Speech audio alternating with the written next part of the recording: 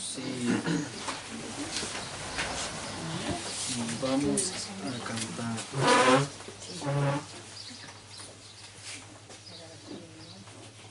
¿Cantamos? Por nuestro Señor y Dios en verdad, lo adoramos con fervor, gozo de vivir unidos por la fe, siempre Jesús nos guiará. Vamos al reino, Jesús nos espera. Hay un lugar para ti, para mí. Contigo yo quiero cantar en el reino. Vamos, mi hermano, al hogar. Al gran capitán habremos de seguir, la gran victoria cerca está. Sin vacilación al reino vamos, sí, que nadie falte allá. Vamos al reino, Jesús nos espera. Hay un lugar para ti, para mí. Contigo yo quiero cantar en el reino. Vamos, mi hermano, al hogar.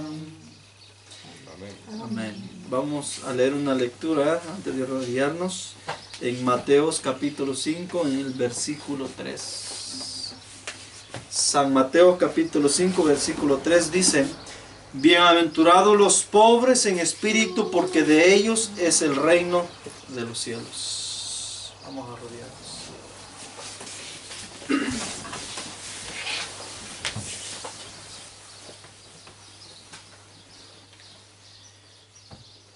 Bendito Dios del universo, venimos de rodillas delante de su presencia hoy, dándole gracias, oh Dios, por el privilegio de reunirnos como hermanos en este lugar que usted ha provisto para este día de adoración. Ahora, Señor, nos disponemos a estudiar las Santas Escrituras. Con corazón sincero venimos ante usted para pedirle que su Espíritu Santo nos visite y esté en nuestro medio. Abra, Dios, nuestros pensamientos, nuestras mentes. Quita, Señor, todo espíritu de fatiga, todo espíritu de incomodidad, y permítenos tener paz y gozo proveniente del cielo hacia nuestras vidas. Abre nuestro entendimiento y danos luz e iluminación de tu Espíritu a nuestras mentes. Y hoy, Señor, que vamos a iniciar el estudio, permite poner tus palabras en nosotros para que podamos, Señor, grabarlas como letras de fuego en nuestros corazones. Gracias, oh Dios, por el mensaje que usted nos ha traído en esta generación. Permítelo, oh Dios, traerlo a nuestra vida individual y a vivir en él. Amén. Te lo suplicamos en el nombre santo de Jesús, nuestro Señor y Salvador. Amén. Amén.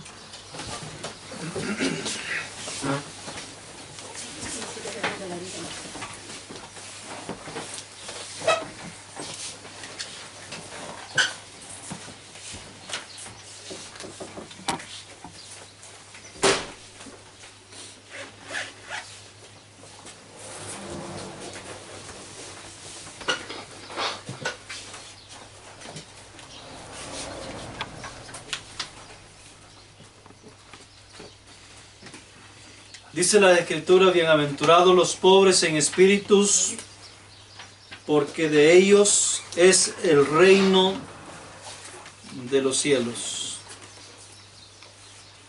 Bienaventurados los pobres en espíritu, porque de ellos es el reino de los cielos. Casi en la generalidad, la pobreza es un elemento muy necesario que Dios ha usado a lo largo de la historia para poder salvar a los seres humanos. Al punto de que Jesús en una de las bienaventuranzas lo describe, o describe a todos aquellos que dice que son pobres en espíritu o que son pocos en espíritu, como personas bienaventuradas, ya que ellos tienen la oportunidad de poder entrar en el reino de los cielos. Pobres en espíritus, no altivos de espíritu, sino pobres en espíritus.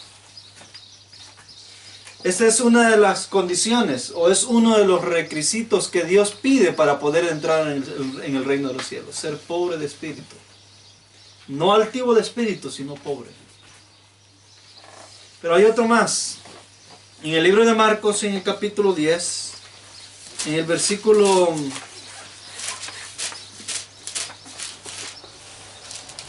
Marcos capítulo 10, en el versículo 25,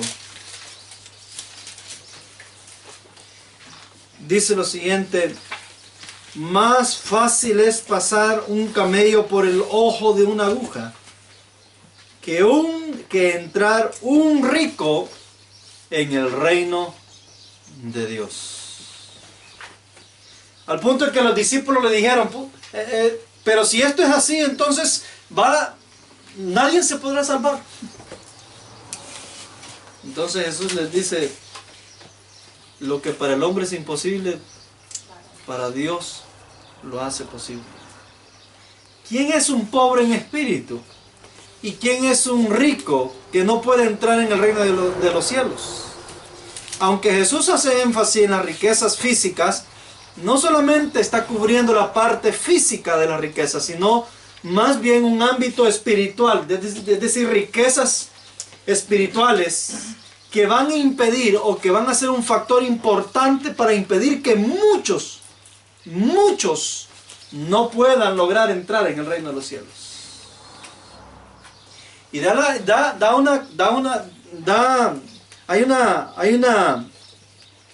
hay un punto bien importante, y es que todos los laodicenses tenemos una característica que nos identifica. Cuando el testigo fiel describe al laodicense, le da una característica que es precisamente la que Jesús está hablando acá en estos versículos que hemos leído. Y es que la característica general de toda la laodicense es que se siente ¿qué? Rico. Y por otro lado, Jesús está diciendo que es más fácil que un camello entre en el ojo de una aguja antes que un rico vaya a entrar al reino de los cielos.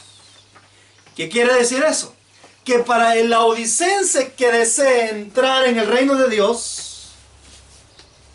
es necesario que de su riqueza, es decir, es necesario que de su condición de rico, en la cual él cree que es, baje a una condición de ¿qué?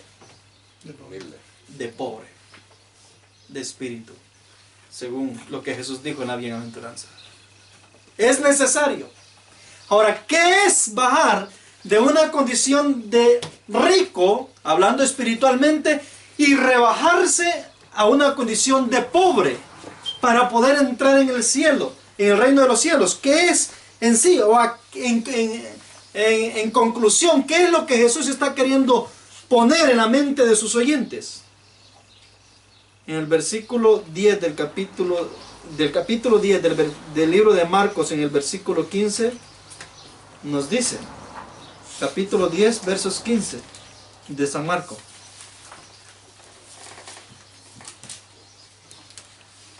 Dice: de cierto os digo que el que no recibiere el reino de Dios como un niño, no entrará en él. ¿Cuál es la condición para poder recibir el mensaje del reino? Ser espiritualmente un niño. Ser espiritualmente un niño. ¿Cuál es la descripción de un niño? ¿Qué es lo que podemos aprender de un niño? Niño todo se lo cree. Un niño todo lo cree. Si un padre lo lleva a alta mar en un barquito y el padre lo deja en medio de alta mar en ese barquito y le dice que va a volver por él, a pesar de que venga una tormenta o lo que sea, ¿el niño qué?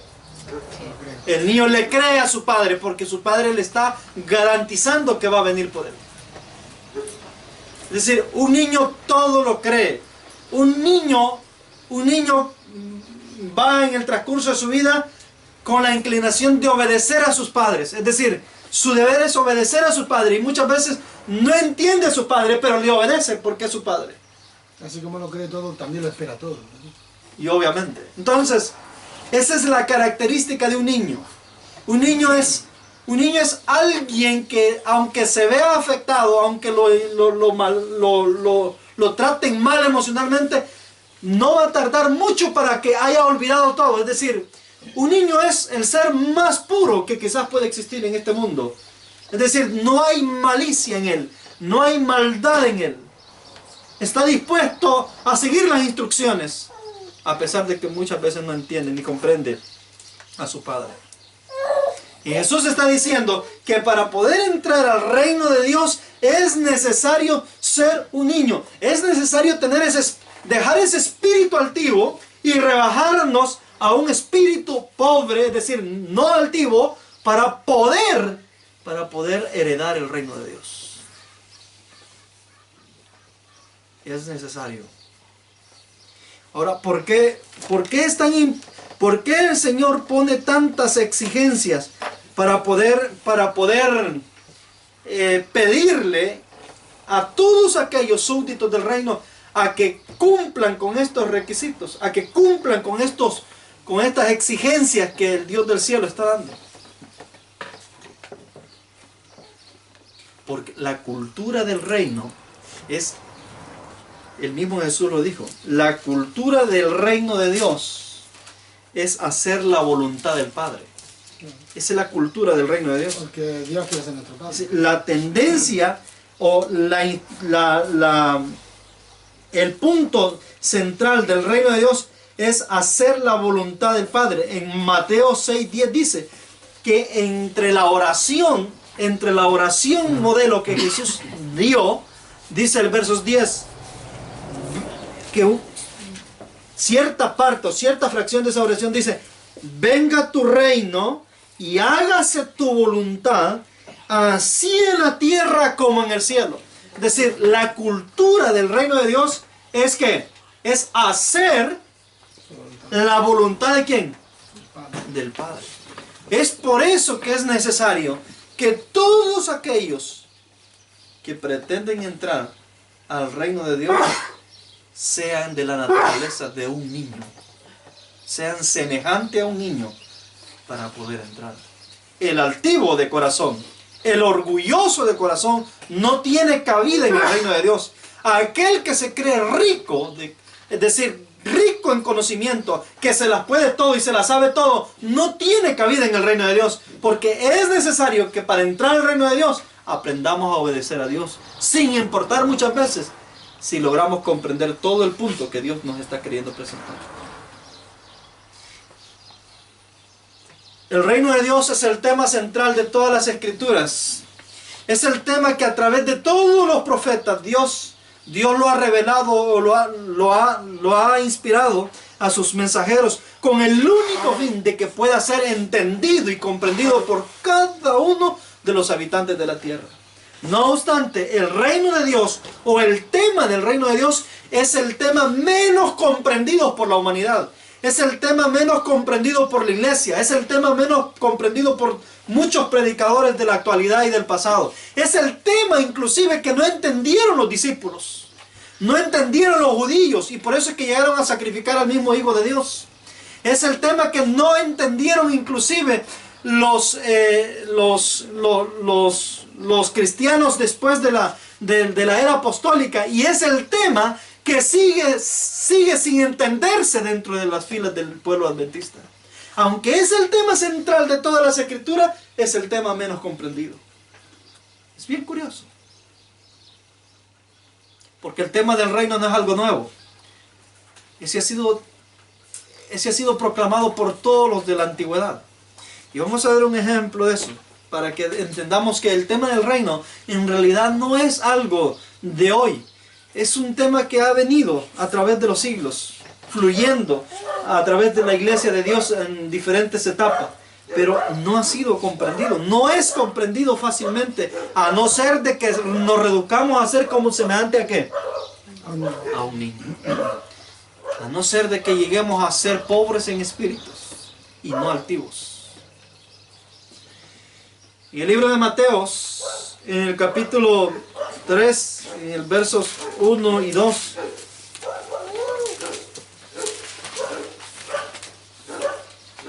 Mateos capítulo 3, versículo 1 y 2 nos dice: en aquellos días vino Juan el Bautista predicando en el desierto de Judea y diciendo: arrepentíos, porque el reino de los cielos se ha acercado. ¿Cuál es el tema principal que trae Juan a anunciarle a Israel? Considerando que Juan es el segundo Elías, es el Elías del tiempo de Israel. Y el mensaje de este segundo Elías es enfáticamente anunciar ¿qué cosa? Que el reino de los cielos se ha acercado. Viene anunciándole al pueblo que el reino de los cielos se ha acercado. Pero esto era importante para Israel. ¿Por qué es importante para Israel? Esto era importante para Israel porque todos los judíos habían estado esperando ¿a quién? El reino de Dios. Todos los judíos esperaban el reino de Dios. Incluso vamos a encontrar de que hay algunos dentro de aquellos, por ejemplo, José de Arimatea, dice que esperaba fielmente el reino de Dios y que era un varón justo y que no había participado en todo lo que se estaba dando dentro del Sanedrín judío cuando sacrificaron a Cristo. Es decir, hermanos, el reino de Dios en sí es anunciado a través de los profetas, es anunciado por el segundo Elías y es el tópico central del mensaje de Juan el Bautista. Cuando viene Herodes, agarra a Juan el Bautista por pedido de su esposa, lo decapita, lo mata, viene y se levanta Cristo, es decir, Cristo con su ministerio también. Y hace Cristo del tema que Juan empezó a proclamar también el tema central de su mensaje. Eso lo podemos ver en Mateos también. Mateos capítulo 4. Mateos capítulo 4 en el versículo 15. Mateos 4, 15 y 17. Tierra de Zabulón y tierra de Neftalí, camino del mar, al otro lado del Jordán, Galilea de los gentiles. El pueblo asentado en tinieblas vio ¿qué? Vio gran luz. ¿Cuál es la gran luz que vio el pueblo asentado en tinieblas? Y a los asentados en región de sombra de muerte, luz le resplandeció. ¿Cuál es esa gran luz que vieron los de Zabulón y los de Neftalí? ¿Cuál es esa gran luz que resplandeció entre ellos? Es la siguiente, el verso 17. Desde entonces comenzó Jesús a predicar y a decir: arrepentíos, porque el reino de los cielos se ha acercado. ¿Cuál es la gran luz que vieron los de Neftalí? Jesús. La llegada del reino de Dios. Esa es la gran luz que vieron.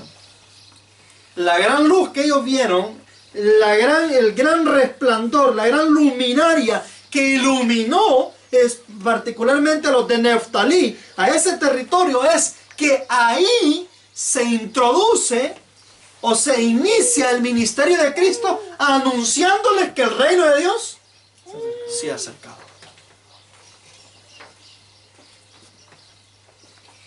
Y en Lucas capítulo 4, versículo 43 dice: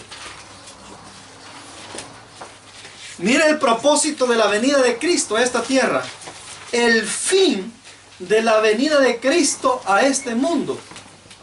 Lucas capítulo 4, versículo 43.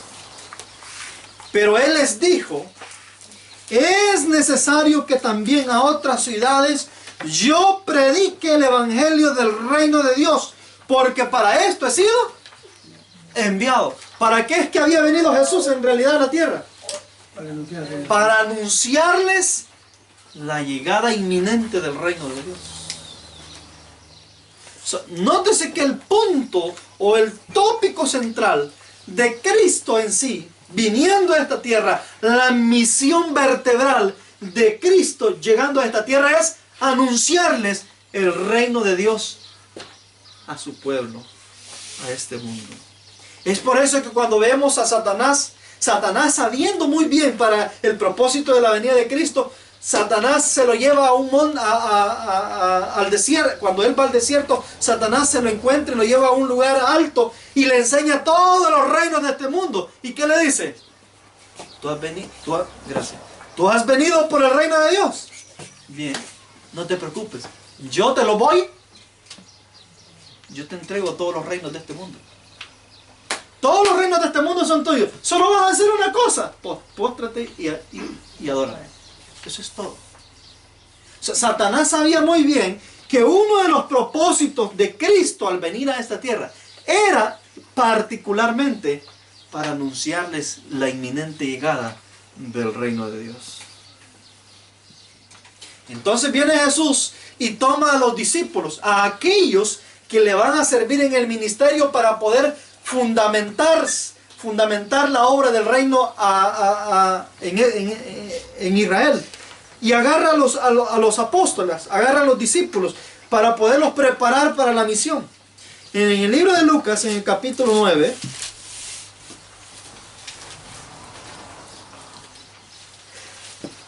versículo 1 y 2,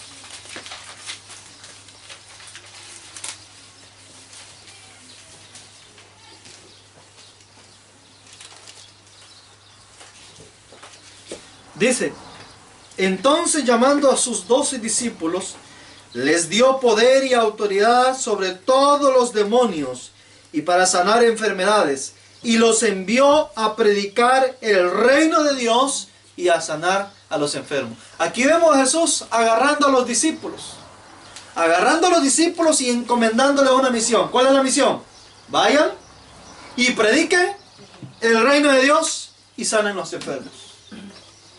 O sea, nótese también entonces que el tema central o el tópico central que Cristo tomó para sí, o por lo cual Cristo había sido enviado a esta tierra para proclamarlo, también se lo transfiere a sus seguidores para que continúen la obra o para que continúen extendiendo el mensaje, en particularmente el mensaje del reino de Dios. Al punto de que durante los 3 años y medio Cristo dio instrucciones y tras instrucciones educando a estos discípulos para que pudiesen entender el asunto del reino de Dios. El asunto del reino de Dios era tan complejo, o es tan complejo, que el Señor Jesús se tomó 3 años y medio en instruirlos día y noche todo lo relacionado al reino de Dios. Al punto de que cuando los 3 años y medio pasaron, es decir, terminaron, y Cristo tiene que ser sacrificado y tiene que morir, después de los 3 años y medio y después de su resurrección, Cristo se toma otro tiempo más para seguir tratando el asunto, el tópico central que había tratado durante 3 años y medio con los discípulos. En el libro de Hechos, capítulo 1, y en el versículo 2.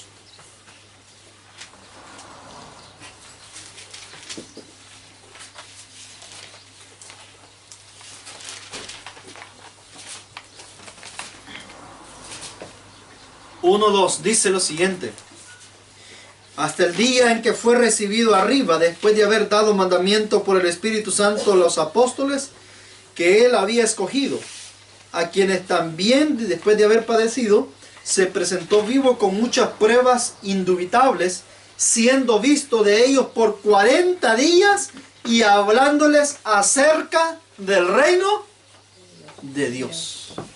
¿Cuál es el tema central que Jesús toma en esos últimos 40 días con los discípulos? Hablándoles y metiéndoles el reino de Dios de todas las formas.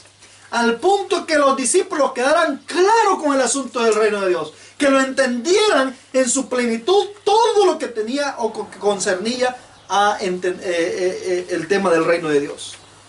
Solamente quedaba una pregunta por responder en la mente de los discípulos.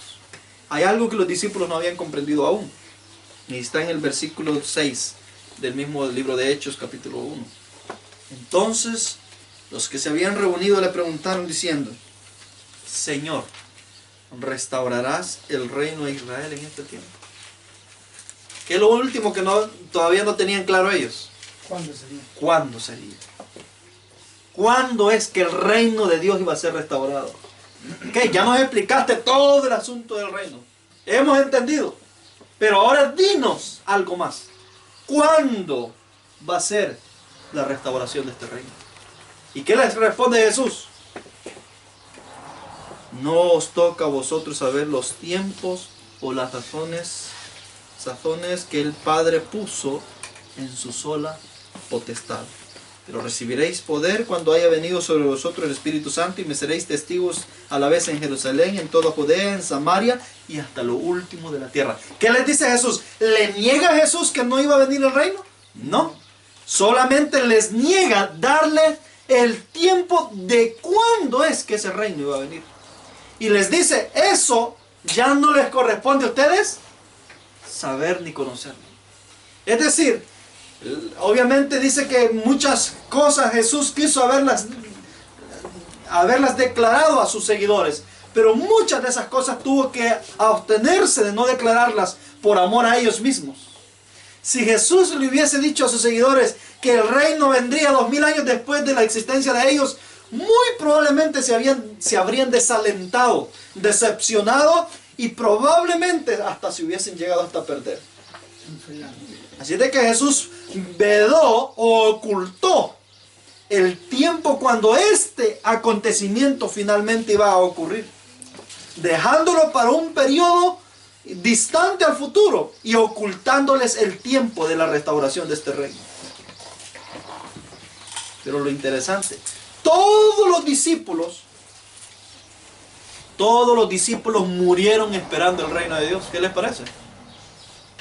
Es más, cuando Jesús subió al cielo y le derrama el poder del Espíritu Santo, hicieron el asunto del reino el tópico central de su temática en la predicación a los gentiles. Ustedes van a ver, por ejemplo, en el libro de los Hechos, en el capítulo 8, van a ver los discípulos. Hechos capítulo 8 en el versículo 12.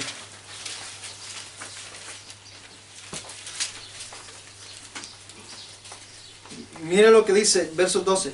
Pero cuando creyeron a Felipe, que les predicaba acerca del reino de Dios y el nombre de Jesucristo, fueron bautizados así, hombres como mujeres. ¿Cuál era la prédica de ellos después del derramamiento del Espíritu Santo?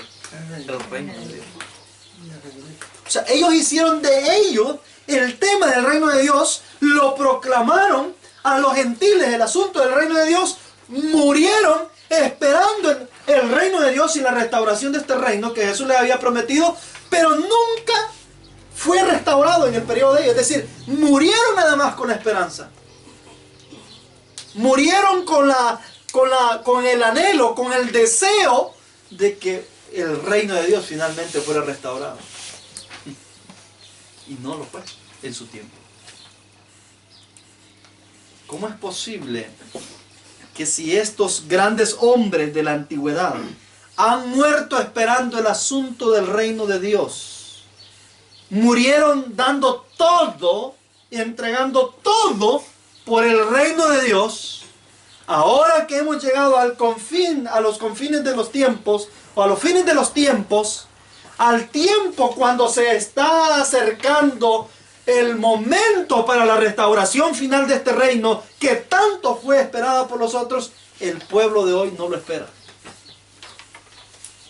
¿Cómo es posible que el diablo ha quitado de la mente de todos aquellos profesos seguidores de Cristo, de todos aquellos que creemos en aquel Señor que fue crucificado en una cruz, y que creemos en todo el fundamento de los apóstoles y la doctrina de los apóstoles, por así decirlo, pero no muchos de nosotros o nuestro pueblo en sí desconoce, ignora y rechaza la idea de que el reino de Dios sea restaurado, cuando otros murieron esperándolo.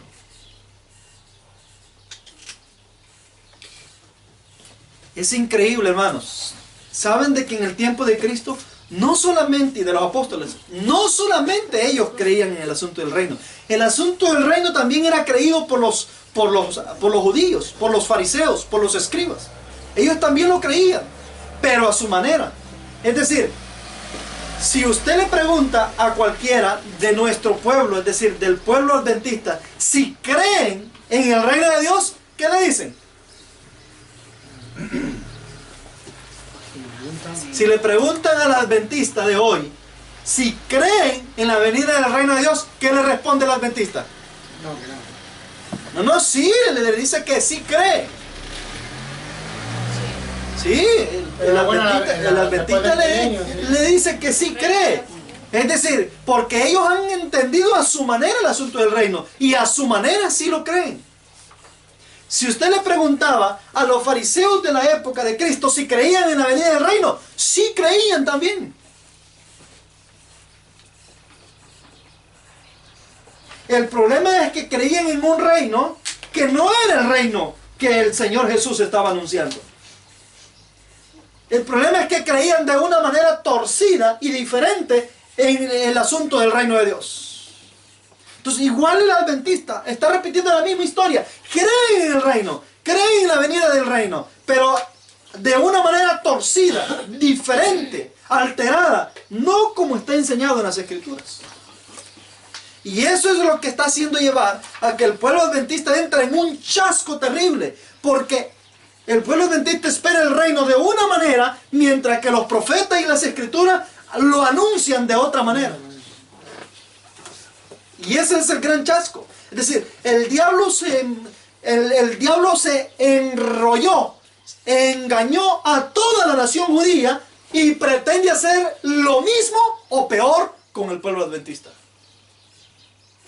Él no va a cambiar táctica, más bien la va a perfeccionar, la va a modificar, si de ser necesario, llevarla a la perfección con el fin de engañar la mayor cantidad posible de adventistas. Váyanse a Lucas, en el capítulo 17.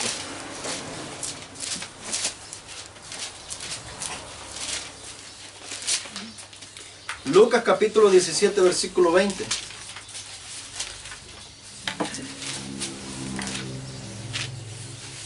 Lucas capítulo 17, versos 20. Dice lo siguiente. Y preguntándole los fariseos, ¿cuándo había de venir el reino de Dios? Respondió y les dijo, el reino de Dios no vendrá con advertencia, ni dirán helo aquí o helo ahí, porque he aquí que el reino de Dios entre vosotros está. Miren lo interesante lo que Jesús les está respondiendo. Pregunto, ¿esperaban el reino de Dios los fariseos? Sí, y le están preguntando una pregunta típica que todo judío podía preguntarla. Los mismos discípulos le preguntaron, dinos, ¿cuándo es que va a venir el reino de Dios? O sea, ellos están haciendo una pregunta que tiene todo su lugar. Entonces Jesús les responde, no, el reino de Dios no viene con advertencia, no viene con anuncios de pompa y eso. El reino de Dios en realidad ya está entre ustedes. ¿De qué reino es el que estaba hablando Jesús que ya estaba entre ellos? ¿Qué reino es el que los judíos le estaban preguntando a Jesús de que cuándo vendría? ¿Y cuál el reino es el que Jesús les está diciendo a ellos que ya estaba? Ese era el gran problema. Estaban esperando eventos diferentes. Jesús, por un lado, anunciando un reino diferente al reino que los judíos estaban esperando. La misma historia se está repitiendo hoy. Por un lado, nosotros anunciando la llegada de un reino que está estipulado en los profetas, y por el otro lado, nuestra iglesia creyendo y esperando a un reino diferente al que se está anunciando por los profetas. Y esa es la gran confusión que existe. El mismo fenómeno que ocurrió en el tiempo de los judíos. Entonces es obvio de que si Jesús les está diciendo que el reino ya estaba entre ellos, es porque ¿qué cosa? Que ya estaba, Jesús lo está diciendo. Pero ¿qué reino es el que ya estaba entre ellos? ¿Y cómo es que los judíos no lo habían visto ese reino? ¿Cómo es que los judíos habían ignorado ese reino del cual Jesús les está diciendo que ya estaba entre ellos? El mismo Jesús les está diciendo, el reino no va a venir con advertencia, no va a venir con pompa, no va a venir con expectación como ustedes lo están esperando. Es decir, sino que va a venir de una manera que súbita, de una manera imprevista, no prevista por el pensamiento judío. Entonces, ¿qué reino es al que Jesús se refiere? Es el reino de la gracia. Para el reino de la gracia, o para todo reino, es necesario que cumpla 3 elementos. Son 3 elementos indispensables para un reino. Un reino necesita un territorio, un reino necesita súbditos y necesita un rey. Esos 3 elementos es lo que componen un reino. Jesús les está diciendo, el reino de los cielos ya está entre ustedes. ¿Cómo es posible que ya estaba entre ellos? Es lógico. Jesús no les está mintiendo, les está diciendo una verdad. El reino de la gracia ya estaba entre ellos. Territorio ya estaba, era Jerusalén, donde se tenía el sistema de sacrificios, donde está concentrada la gracia de Dios para esta tierra, o donde estaba revelada el mensaje de la gracia para este mundo, a través de sacrificios y corderos. Jerusalén. Los súbditos, todos los israelitas, ahí están los súbditos. Todos los seguidores de Cristo, ahí están los súbditos. ¿Qué es lo único que faltaba en sí? El rey. ¿Quién era el rey? ¿Ya estaba? Entonces Jesús no les está mintiendo. El reino de Dios ya está entre ustedes. El reino que los profetas han anunciado, que debe de venir ahora, ya está entre ustedes. Es obvio que ellos no lo habían visto porque ellos estaban esperando ¿qué? Otra cosa. Otra cosa o otro reino de la cual los profetas no habían dicho que iba a llegar en ese tiempo. El mismo fenómeno ocurre con el pueblo de hoy en día. El pueblo de hoy en día, también como el pueblo de la antigüedad, espera un reino que de pompa, de gloria, y entonces le atribuyen a ese evento a la segunda venida de Cristo, porque es lo más pomposo y lo más glorioso que puede ocurrir. Pero el mismo Jesús ha dicho, el reino de Dios vendrá sin advertencia. Y el mismo Daniel nos lo describe que el reino de Dios en realidad va a empezar con una ¿qué? Como una piedrita insignificante ante los ojos del mundo. Así va a empezar. No va a empezar de una manera pomposa. En el libro de El conflicto de los siglos, en la página 395 nos dice: la expresión reino de Dios tal cual la emplea la Biblia significa tanto el reino de la gracia como el de la gloria. Para que no se confundan, yo he ido aquí donde dice segunda sección y por ahí es que estamos. He agarrado el folleto de adelante para atrás. Estamos aquí.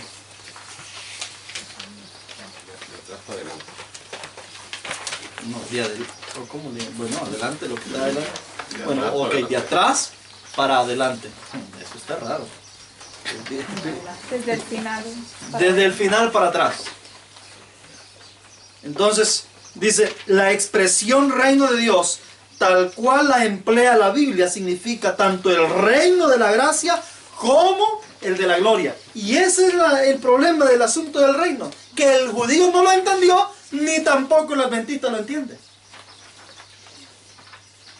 Dice en Hebreos 4:16, lleguémonos pues confiadamente al trono de gracia, para alcanzar misericordia y hallar gracia. El conflicto de los siglos 3:95 también dice, el trono de la gracia representa el reino de la gracia, pues la existencia de un trono envuelve la existencia de un reino. En muchas de sus parábolas, Cristo emplea las expresiones el reino de los cielos para designar la obra de gracia divina en los corazones de los hombres.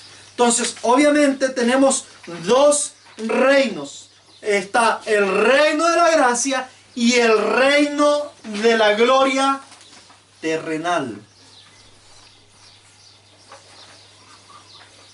Porque está el reino de la gloria celestial.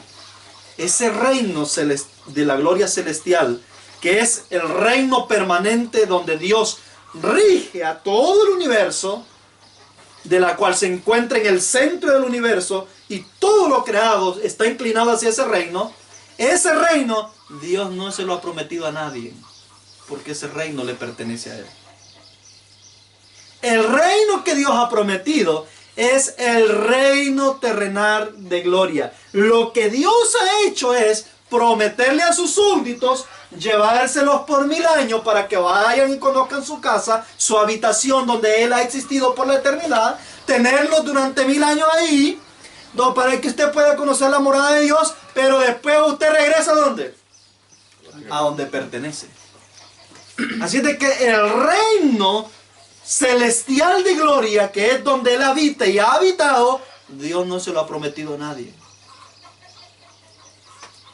Él ha prometido el reino que una vez Dios le entregó a Eva y a Adán en este mundo, es decir, el reino de este planeta. Ese es el reino que fue derribado por Satanás, que cayó en manos de Satanás, y por eso es que los discípulos le preguntan: ¿cuándo vas a restaurar el reino? Es decir, ¿cuándo vas a levantar otra vez el reino? El reino que ha sido derrumbado, reino que ha caído. Y Jesús les dijo: eso no les toca a ustedes saber cuándo va a pasar. Entonces viene en el conflicto de los siglos, en la página 396 nos dice: el reino de la gracia fue instituido inmediatamente después de la caída del hombre, cuando se ideó un plan para la redención de la raza culpable. Este reino existía entonces en el designio de Dios y por su promesa, y mediante la fe los hombres podían hacerse sus súbditos. Sin embargo, no fue establecido en realidad ¿hasta cuándo? Hasta la muerte de Cristo. Este punto es necesario comprenderlo muy bien. Y no vayamos a confundir los términos que la inspiración está usando. La inspiración usa la institución y el establecimiento. Ambos eventos son dos eventos diferentes. La institución tiene lugar en el jardín del Edén. Se instituye a través de 2 corderos que son sacrificados para cubrir el pecado de Adán y Eva. Esa es la institución, dice la inspiración. Y de la institución hasta su establecimiento. El establecimiento es la inauguración de ese reino, ocurre hasta la primera venida de Cristo, es decir, hasta cuando Cristo llegó a esta tierra a ser sacrificado. Allí es donde se establece, se inaugura finalmente, porque ya está completo. El reino se va completando desde su institución hasta su establecimiento de todos los súbditos necesarios. Y cuando ya están todos los súbditos, el territorio está, los súbditos están. Por eso es que cuando Dios llama a Abraham, lo lleva a Canaán, porque es ahí donde había estado el Edén anteriormente. Es ahí donde se había instituido el reino de gracia. Después ordena que en ese mismo lugar, ahí en Jerusalén, donde una vez había estado el jardín del Edén, se construya el templo de Jerusalén, se instituye el sistema de sacrificio, allí mismo donde se había instituido en el principio el reino de la gracia. Y es ahí mismo donde al final, cuando Jesús viene por primera vez, cuando lo establece y muere en ese mismo lugar. Es decir, el establecimiento y la institución, entre ese lapso de tiempo que fue alrededor de 4000 años, el Señor lo usó para poder complementar o tener todos los elementos necesarios para poder completar ese reino. Cuando el reino estaba completo y lo que hacía falta nada más era el rey de ese reino, que era Jesús, entonces Jesús llega a la tierra, viene a la tierra y es constituido como rey de los judíos. Así fue muerto él, aunque se le quiso instar a Pilato que quitara ese nombre. Pilato les dijo: lo que ha sido escrito, escrito está. Jesús, rey de los judíos. Entonces el reino de gracia finalmente fue establecido, es decir, inaugurado, está completo. estos dos términos es necesario tenerlos en nuestra mente, porque en la institución y en el establecimiento del reino de la gloria ocurre el mismo fenómeno. Hay una institución primero y hay después un establecimiento de este reino, una inauguración de este reino, cuando ya el reino está completo. Entendiendo el primer término, es decir, entendiendo el término del reino de la gracia, es como entenderemos el término del reino de la gloria. En el libro del conflicto de los siglos, en la página 395, nos dice de la misma manera, dice: asimismo, el trono de la gloria representa el reino de la gloria.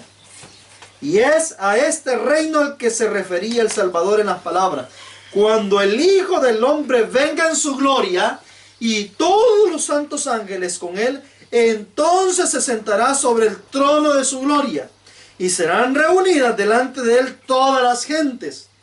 Este reino está aún por venir y no quedará establecido sino en el segundo advenimiento de Cristo. ¿Cuándo es que se establece este reino? En la segunda venida de Cristo. Entonces, ¿cuándo se instituyó? La muerte. Hombre. Bueno, cuando dan, claro. ¿Ah? Cuando dan lleva, ¿no? No, estamos ya en el reino de gloria. Ah, Sálganse del reino de gracia. Ahora estamos ya en el reino de gloria. ¿Cuándo es que se establece el reino de gloria? Lo establece también una venida de Cristo, que es la segunda venida pública y de gloria de Cristo.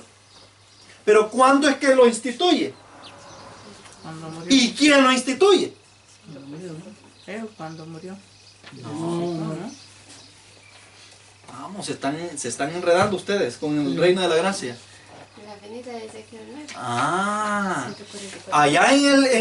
allá en el Edén, pregunto, ¿bajó Dios para instituir el reino en la tierra, el reino de la gracia en el Edén? Sí. Sí. ¿Por qué?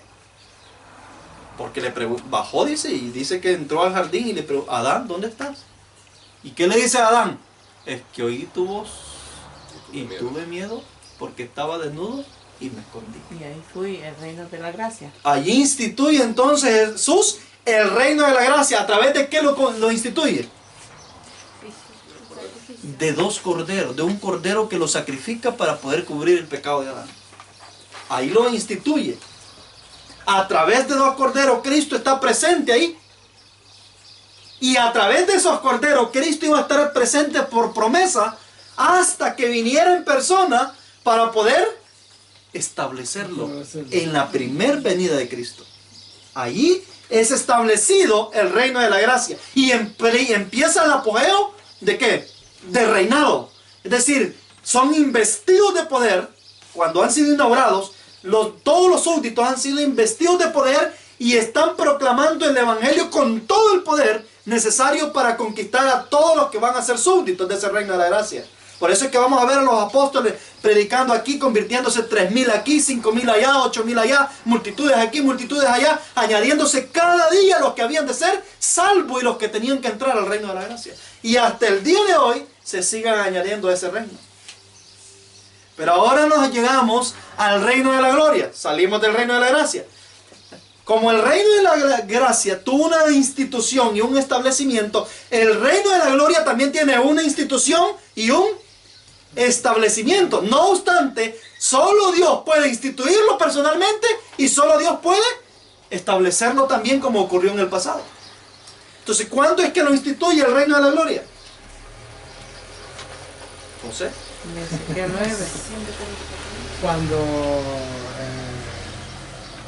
Cuando la segunda venida. Ahí lo establece. él lo establece. Pero su institución fue en la primera venida, ¿no? Ajá. El reino de la gloria, no estoy hablando del El reino de la gloria cuando Vamos. cuando Daniel 2:44. Y en los días de estos reyes, el Dios del cielo levantará un reino que nunca jamás será destruido, ni será entregado a otro pueblo, y desmenuzará y consumirá a todos aquellos reinos, y él permanecerá para siempre.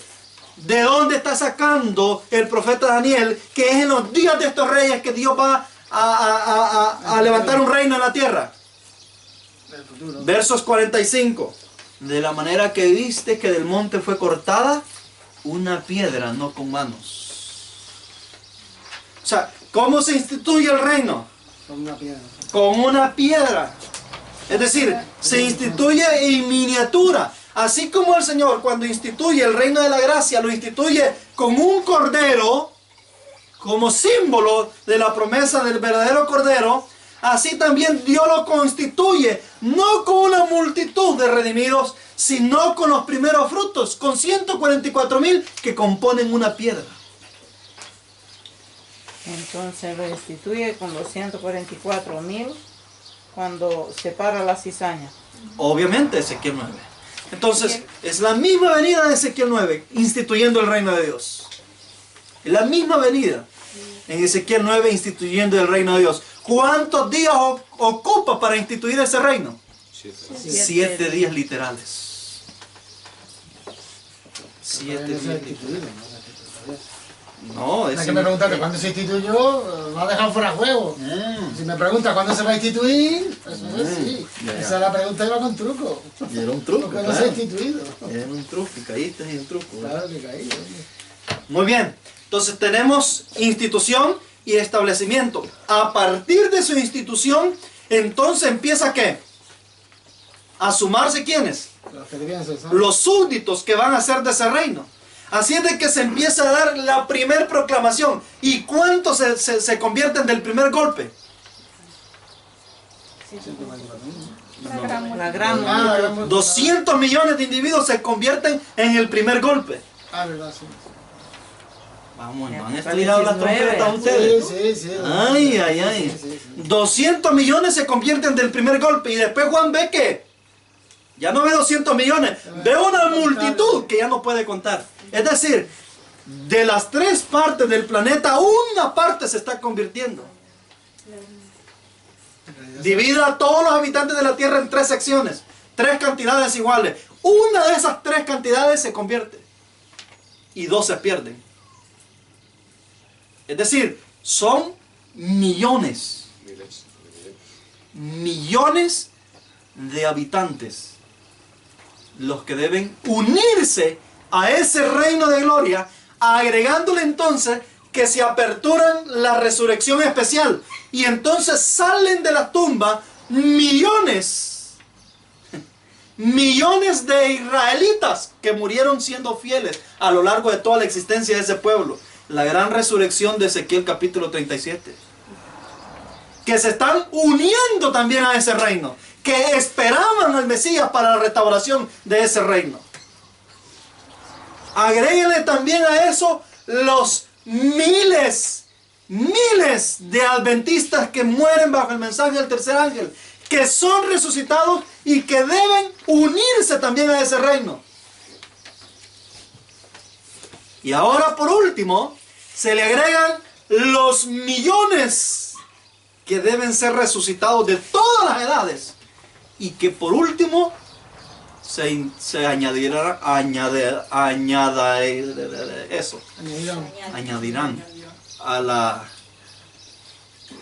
a este reino. Cuando Cristo viene por segunda vez, el reino está ¿qué? Está completo. ¿Qué es lo que hace falta nada más? El rey. Y es por eso que cuando Él llega en su segunda venida, solo lo viene a establecer. Hace falta el Rey de Gloria que debe establecer el reino en este planeta perdido del universo. O sea, entonces de Ezequiel 9 eso es todo seguido, ¿no? Muy rápido. Los movimientos.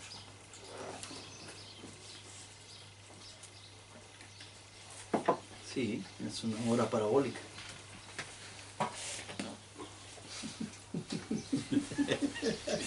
Es una hora parabólica. Tan rápido como una hora parabólica. Todo lo rápido que es esa hora. ¿No? ¿O no? No lo tengo claro todavía. Es una hora parabólica. No hay un límite específico de tiempo. Que decir, yo no te puedo decir son 10 años, 20 años, 30 años, 50 años, 100 años, no te puedo Dios, decir. Ezequiel 9 son 7 días. Ezequiel 9 es el proceso de purificación del pueblo y la institución del reino. Y luego el tiempo que se tarda en convertir toda la gran multitud. Es una hora parabólica, que no sabemos cuánto es ese tiempo. ¿Ya? Y cuando se han convertido ya luego viene la resurrección especial. Después viene, no, es durante el fuerte pregón que ocurren las resurrecciones especiales. Entonces, la Pero segunda venida que hace- nos han contado de que sale la gente de las tumbas. En la resurrección de cuando dice que va a haber nube y nosotros los vivos seremos transformados y va a resucitar de las tumbas, ¿esa cuándo es? Esa es en la segunda venida de Cristo. La resurrección de la segunda venida de Cristo es la resurrección de todos los justos que han muerto en todas las edades. Antes de esa resurrección, que se le llama la resurrección general, a esa resurrección han ocurrido las resurrecciones especiales. Sí, de Ezequiel 37 y De todos los- esos. de 1844 Los primeros son para los acá. 12 apóstoles que deben ser resucitados.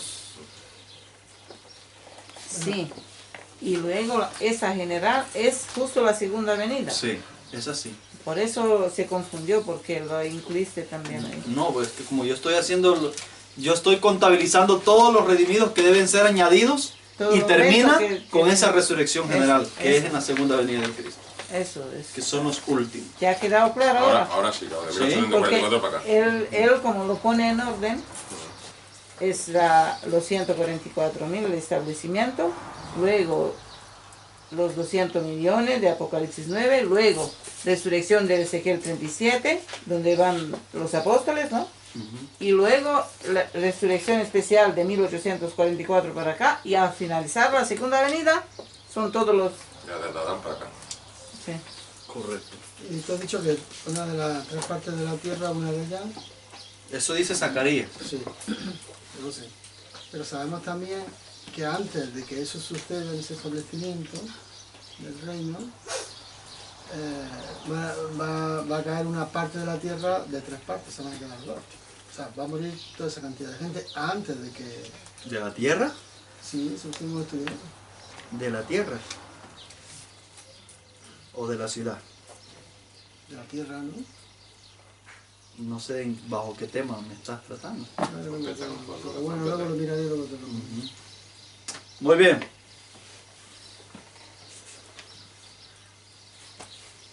Ahora, ¿cuál es el punto? ¿Qué es lo que el diablo ha hecho ahora en día, hermanos, en relación a todo esto que estamos tratando? Satanás es muy inteligente y a lo largo de la historia ha adquirido mucha experiencia para poder engañarlo suficientemente bien a su pueblo para poder repetir la historia y engañarlo de la misma manera como lo ha engañado en la historia. No ha cambiado su forma de tratar o su forma de trabajar en contra del pueblo de Dios y confundirla o llevarla al engaño. Así es de que conociendo Satanás muy bien que es inminente la llegada del reino de Dios a esta tierra y muy inminente su institución, ¿qué creen que Satanás hace para poder preparar al pueblo para ese evento? Copiar otra cosa, ¿vale? O sea, estudiamos la mente de Satanás. ¿Qué creen que Satanás debe de hacer sabiendo que es inminente la llegada del reino de Dios? Del reino de gloria. Confundir los reinos. Hacerlo no Confundir creer. los reinos. ¿Ah? Hacerlo no creer, confundirlo. Preparar el terreno de la mente de todos aquellos. De todos aquellos que profesan ser el pueblo de Dios. De aquellos a quienes se les ha prometido que si vencen, se les va a dar el privilegio de sentarse en el trono juntamente de ese reino, juntamente con Jesús, como Cristo se ha sentado en el trono de su Padre. Y es entonces evidente que Satanás va a empezar a mover sus medios para preparar y confundir la mente del pueblo de Dios. Entonces, ¿qué va a hacer? Va a levantar diversos movimientos y iglesias que proclamen de una manera torcida el asunto de ¿qué? Del reino. Al punto que ni nosotros los adventistas hemos sido excluidos de esas interpretaciones torcidas que han llegado al pie de nuestro pueblo. Por ejemplo, en el tiempo de la hermana Elena de White, se levantó un movimiento dentro del pueblo adventista del séptimo día llamado el movimiento guerrillero sionista. Así se le llamaba. Y este movimiento de guerrilleros sionistas empezaron a proclamar o a enseñar de que era necesario viajar a Jerusalén, a la Jerusalén que existe hoy, comprar tierras, apoderarse de ese territorio o posesionarse de ese territorio, construir casas, habitar en ese lugar para poder así hacer los preparativos para el reino de Dios pueda ser establecido en ese lugar. Así de que esa tendencia empezó a influenciar tanto en el mundo secular al punto que varios hermanos adventistas del séptimo día empezaron a inclinarse por seguir o convertirse en simpatizantes de ese movimiento sionista guerrillero. Entonces, ante eso, algunos hermanos empezaron a recolectar fondos, a pedir dinero a los hermanos, a pedirle a los hermanos que vendieran sus casas, que vendieran sus posesiones y que se fueran e invirtieran en Palestina, es decir, en Israel, que ahora mismo se conoce bajo ese nombre. Que invirtieran ahí, compraran tierras y construyeran habitaciones, casas, y que formaran su vida en ese lugar en preparación para la llegada del reino de Dios. La hermana White también se empezó a enseñar o se empezó a meter en la mente de los creyentes o de algunos movimientos dentro de la iglesia adventista que eran simpatizantes de este grupo sionista. Se empezó a meter en la mente de ellos de que era necesario, requerido, que se invirtieran recursos en construir la antigua Jerusalén que fue destruida por los romanos y que actualmente está ahí en Palestina. Entonces, ¿qué dijo la hermana White en relación a este asunto? Ella, afrontando el punto, escribió en el libro de Primeros Escritos, en la página 75, lo siguiente. Dijo lo siguiente: me fueron señalados algunos que están en gran error al creer que tienen el deber de ir a la vieja Jerusalén. Dicho sea de paso, también una de las ideologías de este grupo sionista era también invertir todos los recursos necesarios para poder convencer a los judíos de que había llegado el tiempo del reino de Dios y que era necesario poder restaurar la ciudad de Jerusalén. Entonces dice, me fueron señalados algunos que están en el gran error al creer que tienen el deber de ir a la vieja Jerusalén y piensan que tienen una obra que hacer ahí antes que venga el Señor. Una opinión tal tiende a apartar la mente y el interés de la obra que actualmente hace el Señor bajo el mensaje del tercer ángel. Porque los que piensan que todavía tienen que ir a Jerusalén fijarán sus pensamientos en esto y privarán de sus recursos a la causa de la verdad presente. ¿Cuál era la verdad presente de ese momento? El mensaje del tercer ángel. ¿Y en qué consiste el mensaje del tercer ángel? ¿Qué consiste la obra del mensaje adventista del tercer ángel? ¿Reunir a quiénes? Reunir a su pueblo. Es decir, aquí, ¿a cuál pueblo? Reunir a las 12 tribus que deben ser reunidas dentro de la iglesia adventista. Ese es el mensaje central. Ese es el punto por lo cual levanta Dios al pueblo adventista. Dice,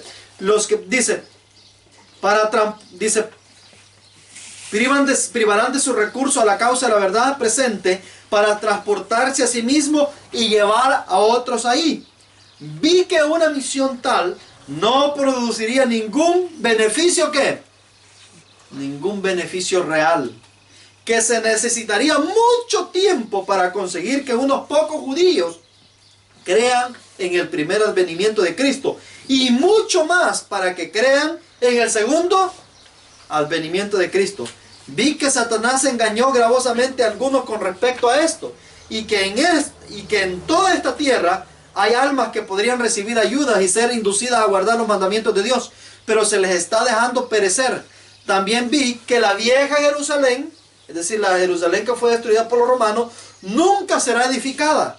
Y que Satanás está haciendo cuanto podía para extraviar en estas cosas a los hijos del Señor ahora, en el tiempo de reunión, que es donde estamos, a fin de impedirles que dediquen todo su interés a la obra actual de Dios e inducirlos a descuidar la preparación necesaria para el día de ¿qué?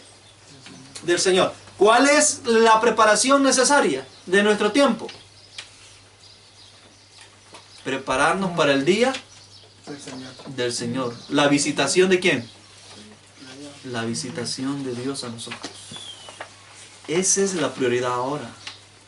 Es decir, el mensaje en sí no está enseñando que usted y yo vayamos a Jerusalén. Es decir, ahora mismo, a comprar tierras, a tomar posesión de ese lugar. No es eso en lo cual consiste el mensaje. Tampoco es el propósito del mensaje reconstruir la antigua Jerusalén. No lo enseña. O no es el propósito de Dios. Tampoco es el propósito de Dios mandarlo a convencer a los judíos, a que los judíos se conviertan y acepten la primera venida de Jesús y posteriormente la segunda venida de Cristo. Porque va a ser difícil, dado que ellos están de un corazón empedernido. El mensaje de Dios ahora mismo es prepararse para la visita que el Señor va a hacer a su pueblo. Esa es la prioridad. Estamos en el tiempo de reunión. Dios está buscando a todos los que van o deben de ser parte y súbditos de ese reino que Él planea establecer en este planeta. Así de que tenemos el grupo de los sionistas, pero también tenemos ahora, miren lo interesante, Satanás viene y en el año 1948, después de una masacre que ocurre aquí en Europa, viene se hace que los judíos se trasladen.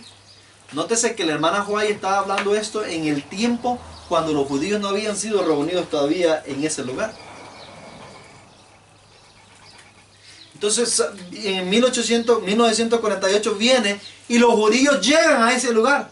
Se constituye ese lugar y se forma lo que se le llama ¿qué?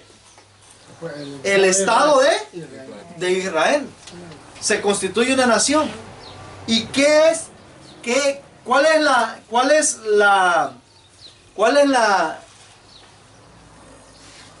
el punto principal de los judíos reunidos ahí? ¿Qué es lo que Israel dice en la actualidad al haberse reunido en ese lugar?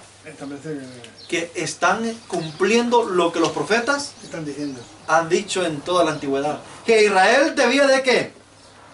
De volver a su tierra y debía de establecerse ahí como un reino. Y eso es lo que ellos dicen. Que la llegada de los judíos a ese lugar es el cumplimiento de todo lo que los profetas han dicho.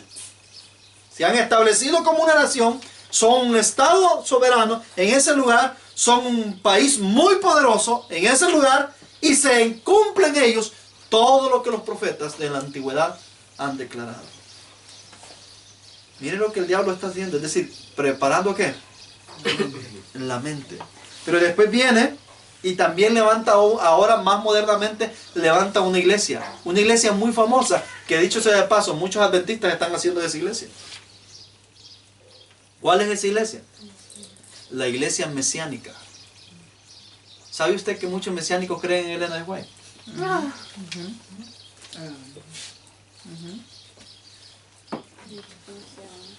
Muchos mesiánicos creen en Elena de White. Y han creído han creído en el mensaje que predica la iglesia mesiánica. ¿Sabe una de las cosas que la iglesia mesiánica cree? ¿Cuántos han oído hablar de la iglesia mesiánica? En Rumanía el año pasado que fuimos, al año pasado fue, ¿verdad? Nos encontramos con un mesiánico. Un mesiánico llegó a contactarse con los davidianos. ¿Por qué fue que se contactó con nosotros? Ya no recuerdo bien. Por otro. Vino por ahí. Pero llegó buscándonos. Llegó buscándonos. Estuvo todo el campamento con nosotros. Se fue a repartir literatura del mensaje a las iglesias con nosotros. Anduvo haciendo obra misionera con nosotros durante un buen tiempo ahí.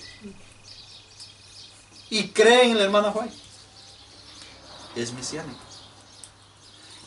¿Qué es lo que cree la iglesia mesiánica?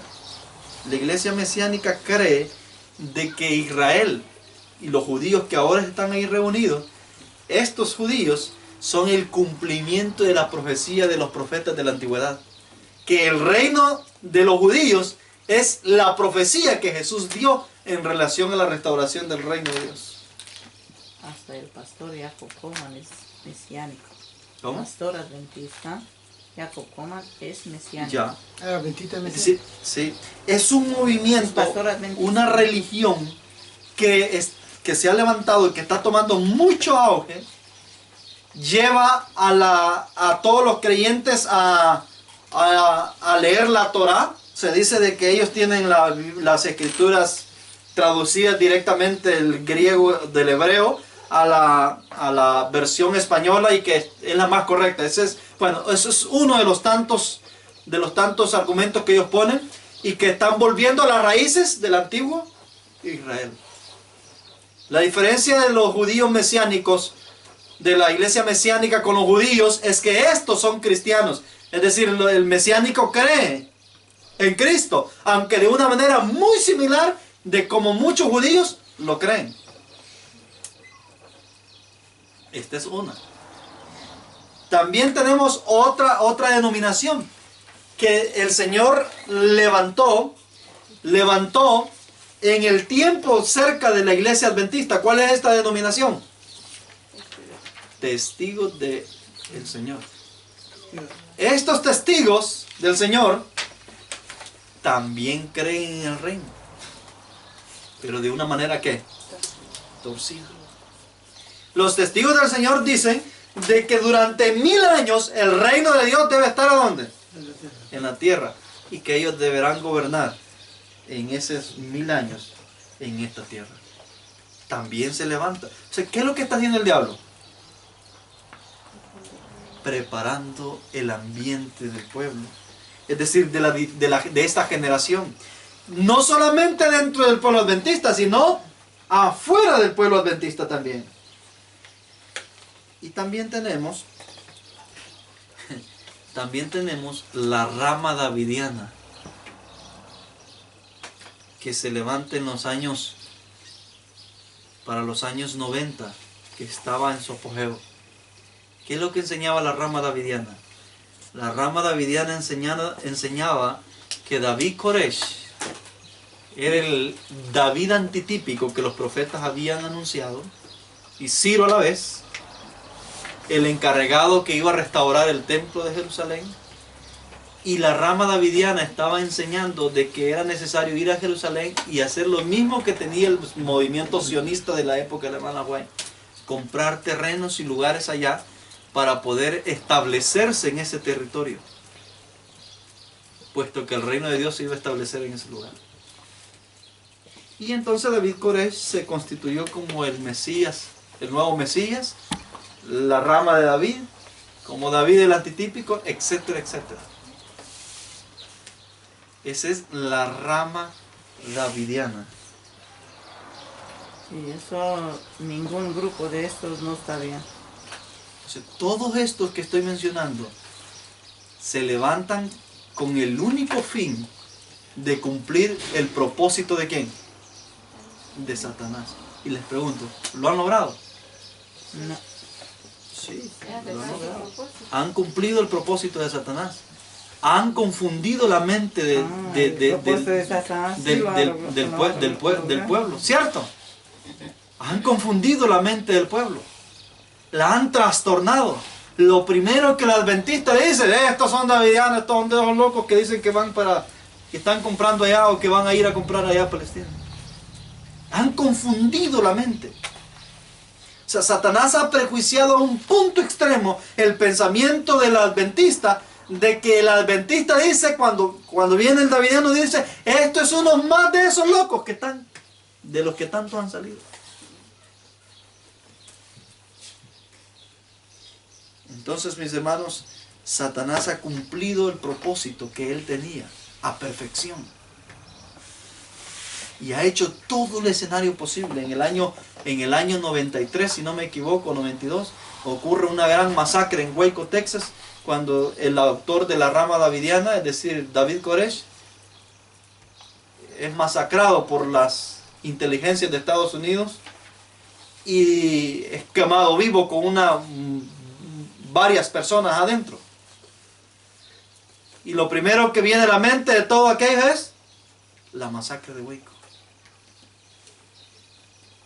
Y trastorna, revoluciona la mente. Es más, el gobierno de los Estados Unidos considera a la rama davidiana como una secta satánica y pedófila.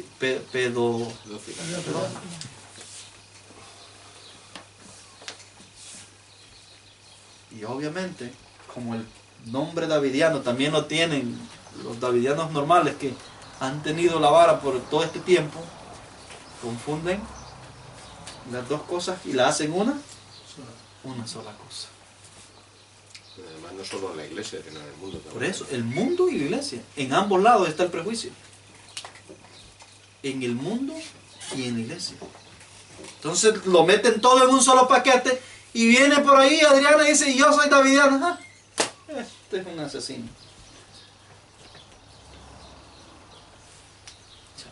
¿Preparó la mente Satanás? Sí, y bien preparado. Se nos pasó a nosotros en el camping, ¿te acuerdas, José? Que el dueño decía que si teníamos las armas en la tierra de campaña. ¿Sí? Hermanos, que Dios nos dé fuerza para poder enfrentar las acechanzas de Satanás, porque Satanás ha descendido a nosotros con gran fuerza y con gran poder y está dispuesto a todo con tal de impedir que Dios cumpla su plan.